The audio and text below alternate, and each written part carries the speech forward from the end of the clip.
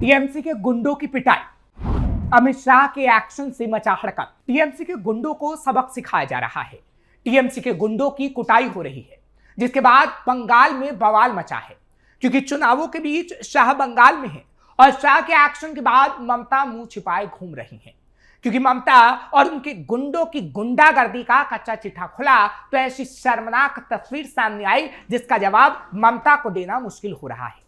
आज टीएमसी के गुंडों की उस हरकत की आपको एक तस्वीर दिखाएंगे, जिसके बाद कई सवाल उठाए जाएंगे और शाह के उस एक्शन की भी तस्वीर होगी, जिसके बाद ममता दीदी भागी भागी फिर रही हैं।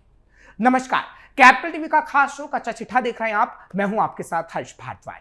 केंद्रीय गृह मंत्री अमित शाह ने पश्चिम बंगाल के बांकुड़ा जिले के औंदा में एक चुनावी जनसभा को संबोधित किया है। इस दौरान ममता बनर्जी पर जमकर निशाना साधा गया और कहा कि तृणमूल कांग्रेस के गुंडे अब बचेंगे नहीं। उन्होंने कहा कि अगर राज्य में भारतीय जनता पार्टी की सरकार आती है तो टीएमसी के सिंडिकेट राज को पूरी तरीके से खत्म कर दिया जाएगा। राज्य में महिलाओं पर अत्याचार करने वाले अपराधियों को हर हाल में सजा दिलाने की बात कही गई। घुसपैठ के मुद्दे पर कड़ा रुख अपनाते हुए अमित शाह ने साफ शब्दों में कहा कि भारत कोई धर्मशाला नहीं और देश की सुरक्षा के लिए खतरा बनने वाले घुसपैठियों को यहां से बाहर फेंका जाएगा। अमित शाह ने मंच से टीएमसी के संरक्षण में रहने वाले असामाजिक तत्वों और उपद्रवियों को सीधी चेतावनी दी है। कहा कि मैं तृणमूल के पाले हुए गुंडों को एक सीधा और साफ संदेश दे देना चाहता हूं। वो चुनाव के दिन अपने घरों से बाहर ना निकले, आम जनता को परेशान करने की भूल ना करें, वरना चुनाव के बाद आपका क्या अंजाम होगा इसकी कल्पना भी नहीं कर सकते। औंदा और विष्णुपुर के उम्मीदवारों के समर्थन में प्रचार करते हुए शाह ने बीजेपी कार्यकर्ताओं की हत्या का मुद्दा उठाया। तृणमूल को सख्त चेतावनी दी गई, क्योंकि पिछले चुनावों के बाद 300 बीजेपी कार्यकर्ताओं की हत्या कर दी गई, जिसका सबूत हम आपको देंगे। क्योंकि ममता के संरक्षण में इन हत्याओं को अंजाम दिया गया, जिसके सबूत सामने आए थे। यानी शाह ने तो चेतावनी दी और शाह ने उस तस्वीर को भी रखना चाहा जो ममता सरकार में आई, तो लगातार ममता पर सवाल उठे। पहले शाह को सुनिए, फिर आपको टीएमसी के गुंडों की कलंक कथा भी जरूर सुनाएंगे। भारतीय जनता पार्टी के 300 से ज्यादा कार्यकर्ता चुनावी हिंसा में मार दिए। ये तृणमूल के गुंडे मानते हैं कि इनको कुछ नहीं होगा। मैं आज इस मंच से तृणमूल के गुंडों को कहने आया हूं, जिनने भाजपा कार्यकर्ता को परेशान करा है, सरकार होने के बाद सबका हिसाब किताब बरोबर करने का काम। भाइयों बहनों, ये गुंडों ने पूरे बंगाल की जनता को ममता बनर्जी की सह पर बैन कर रखा है और आज पूरे गुंडे एक बात कान खोलकर सुन ले, 23 और 29 को मतदान के दिन घर में बैठना, वरना बाद में आपकी खैर नहीं है, खैर नहीं। पूरे बंगाल की जनता बेखौफ होकर मतदान करे। चुनाव आयोग ने सेंट्रल पैरामिलिट्री फोर्सेस की ढंग से व्यवस्था करी है। इस बार हम सुनिश्चित करेंगे भाजपा के कार्यकर्ता, कोई ममता का गुंडा हमारे चुनाव में खलल न डाल पाए, इसकी व्यवस्था हम करेंगे। ये बात तो पूरी तरीके से सच है कि जो शाह कह रहे हैं वो सच है, जिसके सबूत भी वो दे रहे हैं। पश्चिम बंगाल की विवादित मुख्यमंत्री ममता बनर्जी के गुंडों का आतंक अभी भी जारी है। ममता बनर्जी ने एक समय में कहा था कि बीजेपी से चुन चुन कर बदला लूंगी, और आज उनके कार्यकर्ताओं को मारकर वो बदला ले रही हैं। इसके बाद से ही ममता राज्य में टीएमसी के गुंडे बीजेपी कार्यकर्ताओं को चुन चुन कर मार रहे हैं, उनकी हत्या कर रहे हैं। बंगाल में अब तक 300 बीजेपी कार्यकर्ताओं की हत्याएं हो चुकी हैं ममता के राज में। 8 अक्टूबर 2019 को मुर्शिदाबाद में जियागंज इलाके में एक दिल दहलाने वाली घटना में एक शिक्षक उसकी गर्भवती पत्नी और बेटे की बर्बर तरीके से हत्या कर दी गई थी, क्योंकि वो बीजेपी से जुड़ा हुआ था। इस घटना के बाद से इलाके में सनसनी फैली थी और आज तक जारी है, क्योंकि जिसके बाद से हत्याओं ने रुकने का नाम नहीं लिया और बीजेपी कार्यकर्ताओं को टीएमसी के गुंडों ने चुन चुन कर मारा।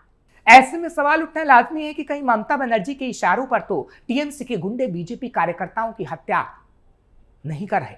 दरअसल पश्चिम बंगाल में जैसे जैसे मतदान की तारीख नजदीक आती जा रही है, वैसे वैसे ममता बनर्जी और टीएमसी के गुंडों में हताशा बढ़ती जा रही है। ठीक ऐसा पिछले विधानसभा चुनावों के दौरान भी हुआ था। पिछले विधानसभा चुनाव के दौरान खूब हिंसा हुई और कई लोगों की जाने गई।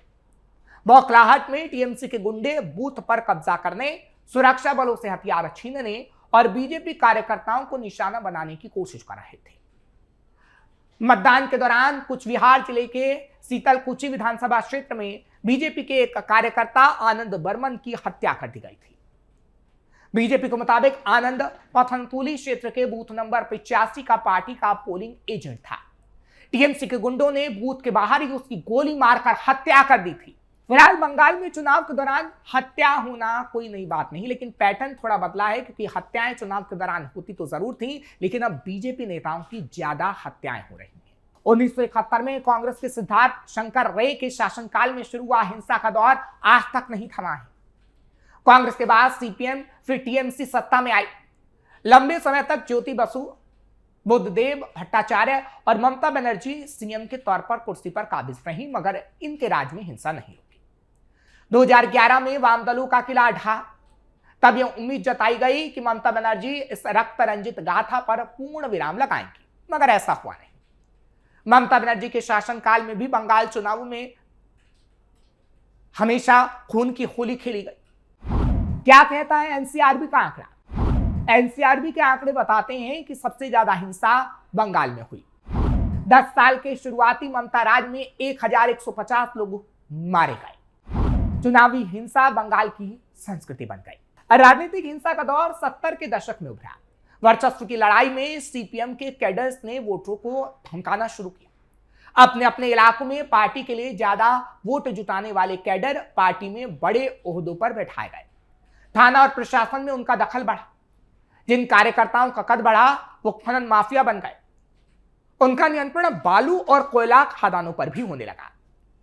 इन कार्यकर्ताओं के बढ़ते कद ने बंगाल को राजनीतिक हिंसा के लिए प्रेरित किया। 2011 तक पहले कांग्रेस फिर टीएमसी माकपा से यह लड़ाई रहती रही। 2011 में तृणमूल कांग्रेस ने सत्ता पर कब्जा किया तो राजनीतिक तौर से बंगाल में परिवर्तन हुआ, मगर ग्राउंड पर दबंगई और माइनिंग माफिया वाला नेटवर्क बना रहा। जब दूसरी बार ममता बनर्जी सरकार में लौटी तब एक परिवर्तन और हुआ। वामपंथी दलों के दबंग नेता और माफिया 5 साल में तृणमूल कांग्रेस का हिस्सा बन गए।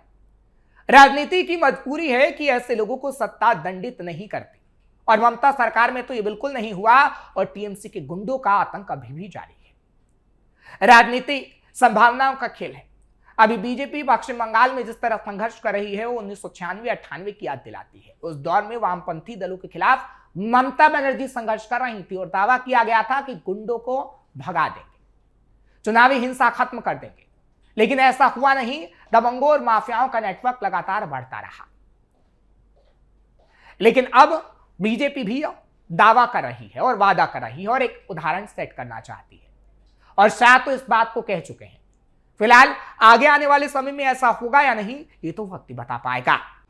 सुप्रीम कोर्ट में हिंसा को लेकर याचिका। हालांकि पश्चिम बंगाल में चुनाव के दौरान हिंसा और अधिकारियों के साथ दुर्व्यवहार के आरोप को लेकर सुप्रीम कोर्ट में भी याचिकाएं डाली गई हैं। याचिका में केंद्र सरकार और राज्य सरकार को निर्देश देने की मांग की गई और उनसे मांग की गई है कि ऐसा ना हो, बंगाल के अंदर हिंसा ना हो, व्यवस्था कायम रखी जाए। याचिका में कहा गया कि राज्य में कई सालों से चुनाव के समय हिंसा, धमकी और डर का माहौल बना रहता है, जिससे रक्त रंजित तस्वीरें नजर आती हैं। इसमें न केवल आम लोगों की बल्कि कार्यकर्ताओं की हत्या की जाती है।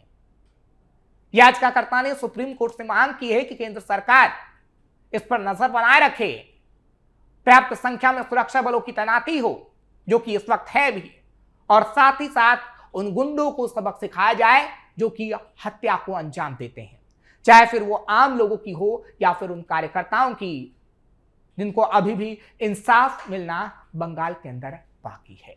याचिका में 2013 और 2018 के पंचायत चुनावों का भी हवाला दिया गया है, जब कितने लोगों की हत्या हुई थी, ये किसी से छिपा नहीं।